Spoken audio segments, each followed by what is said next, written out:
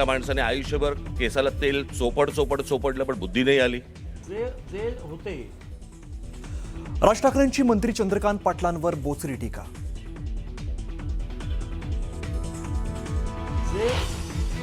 सजा देना, अदालतों के चक्कर कटवाना, समाज में उनको प्रताड़ित करना, इससे हम परिस्थितियां नहीं बदल पाएंगे.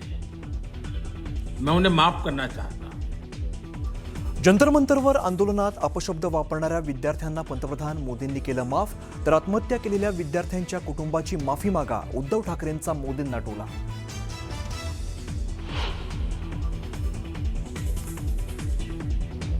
शिवसेनेचं धनुष्यबाण हे निवडणूक चिन्ह आपल्यालाच मिळणार, उद्धव ठाकरेंना आत्मविश्वास.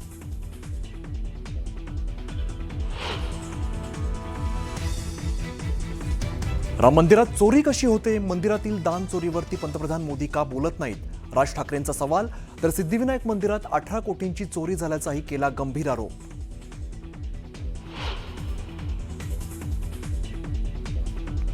नाशिकच्या खड्ड्यांवरून राऊत आणि भुजबळांमध्ये जुंपली. खड्ड्यांबाबत भुजबळांची जबाबदारी नाही का, राऊतांचा भुजबळांना सवाल. तर महापालिकेची यंत्रणा वेगळी असल्याचं भुजबळांचं प्रत्युत्तर.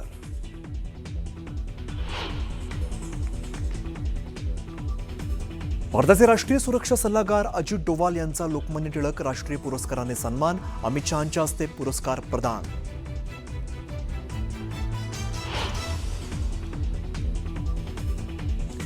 बंधू अशोक खरातला 7 दिवसांची पोलीस कोठडी, पतसंस्थेत बनावट खातं उघडून कोट्यावधींचा व्यवहार केल्याचा खरातवर आरोप.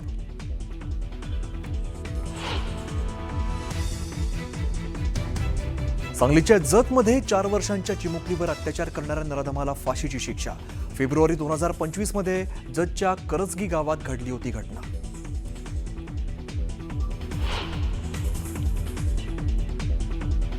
चंद्रपुरात मुसळधार पावसाने हाल बेहाल, इरई नदीला पूर, सखल वस्त्यांमध्ये पाणी शिरलं, 16 मार्ग वाहतुकीसाठी बंद.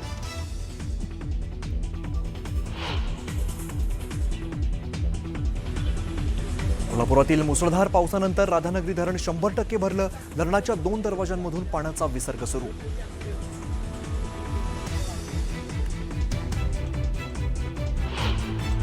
मराठा समाजाच्या प्रलंबित मागण्यांसाठी आता 29 ऑगस्ट पासून आमरण उपोषण पुन्हा सुरू करायची घोषणा मनोज जरांगे यांनी सध्या केली. त्यांच्या वाढदिवसानिमित्त धाराशिवमध्ये मराठा कार्यकर्त्यांनी तुळजाभवानी मंदिरात दुग्धाभिषेक करून साकडं घातलं.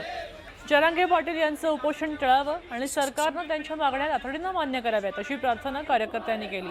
सरकारनं GR काढला असला तरी प्रत्यक्ष अंमलबजावणी झालेली नाही, त्यामुळे पुन्हा उपोषणाची वेळ आल्याचं कार्यकर्त्यांनी सांगितलं. यावेळी मनोज जरांगे यांचं उपोषण टळू दे, सरकारला सुबुद्धी येऊ दे असे फलक हातात घेऊन मराठा कार्यकर्त्यांनी मंदिर परिसरात घोषणाबाजीही केली.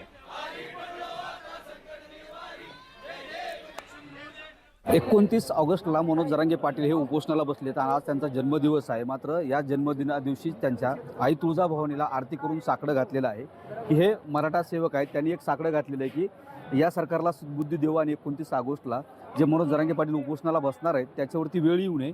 आणि हे खरं तर आज त्यांच्या जन्मदिना दिवशी जे आहे ते आई तुळजाभवानीला आरती करून या मराठा सेवकांनी साकडं घातलेलं आहे. काय साकडं घातलं आज देवीला तुम्ही? सर्वप्रथम सर्वांना जय शिवराय. आज आम्ही आई तुळजाभवानीला साकडं घातलेलं आहे की या सरकारला सद्बुद्धी द्यावी आणि 29 ऑगस्टला आमचे संघर्ष योद्धे मनोजदादा जरांगे पाटील जे उपोषणा बसणार आहेत ती वेळ येऊ नये. 1 महिन्यामध्ये जो प्रश्न आमचे प्रलंबित पडलेले आहेत ते मार्गी लागावे एवढीच्या सरकारला सद्बुद्धी द्यावी म्हणून आज आम्ही अभिषेक घातलेला आहे आणि महाआरती पण करत आहोत आम्ही आज. आणि या निमित्तानं आज आमचे संघर्ष योद्धे मनोजदादा जरांगे पाटील यांचा सरकारला बी काय म्हणणं असणार? सरकारला आमचं म्हणणं आहे की जी काय आमची मागण्या सगळ्या प्रलंबित आहेत सरकार फक्त आश्वासनं देत आलेले आजपर्यंत. जे मनोजदादांनी उपोषणं केली ते कुठल्याही उपोषणाची त्यांनी पूर्तता केलेली नाही. GR जेवढे काढले GRची कुठलीही अंमलबजावणी केलेली नाही. सरकार फक्त फसवेगिरी करायला आहे मराठा समाजात. पण यांनी आमचं एवढं सांगणं आहे की मराठा समाजाचा अंत पाहू नका.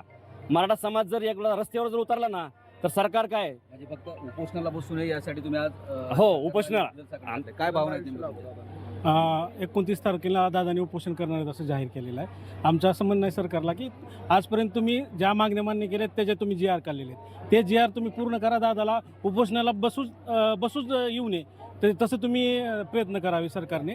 उपोषणाची वेळ येऊ देऊ नये यासाठी या भक्तांनी जे आहे ते आज तुळजाभवानीला साकडं घातलं आणि मनोज जरांगे यांचा आज जन्मदिवस आहे, त्यामुळे जे 29 ऑगस्टला उपोषण करतायत त्यासाठी खरं तर हे प्रामुख्यानं साकडं घातलं दिसत आहे. सागर जाधवसह बालाजी निरफळ, न्यूज 18 मराठी, धाराशिव, तुळजापूर.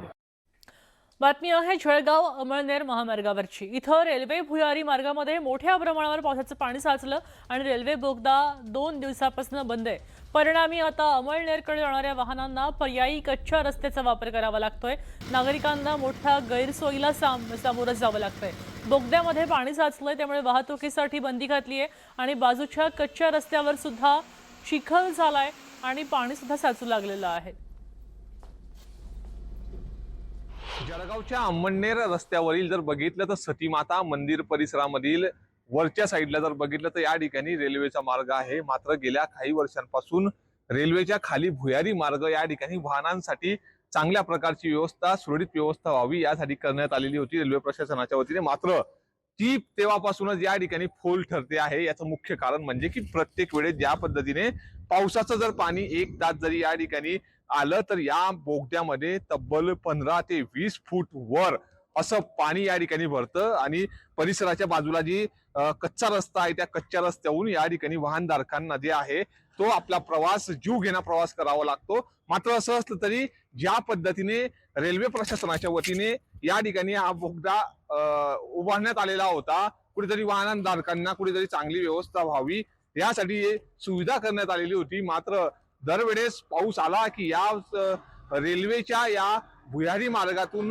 जर बघितलं तर मोठ्या प्रमाणात तब्बल 15 ते 20 फूट खोल इतकं पाणी यावेळेस दरवेळेस साठत असतं. मात्र असं असलं तरी ज्या पद्धतीने पाणी भरल्यानंतर रेल्वे प्रशासनाच्या वतीने जर बघतोय समोर जनरेटर आणि मोठ्या मशिनीच्या द्वारे या ठिकाणी बोगद्यामध्ये भरलेलं पाणी उपसाचं काम चालतं. मात्र त्याला प्रचंड वेळ लागतो.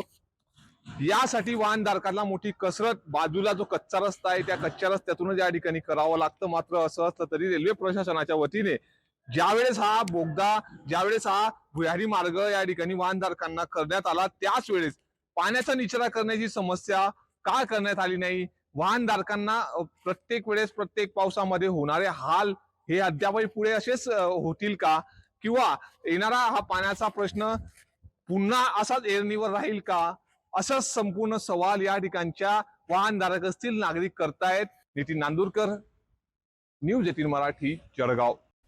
पुढे सोलापूरमधनं बातमी आहे. MIDC परिसरात टॉवेलच्या कारखान्याला भीषण आग लागली होती. अक्कलकोट MIDC परिसरात PP टॉवेल कारखाना होता, तो आगीत जळून खाक झालाय. सोलापूर महानगरपालिकेच्या अग्निशमन दलानं आग विझवायचे शर्थीचे प्रयत्न सुरू केले. आगीत कारखान्याचं नुकसान झालं. सुदैवानं कोणतीही जीवितहानी झाली नाही, मात्र कारखान्याचं मोठं नुकसान झालं.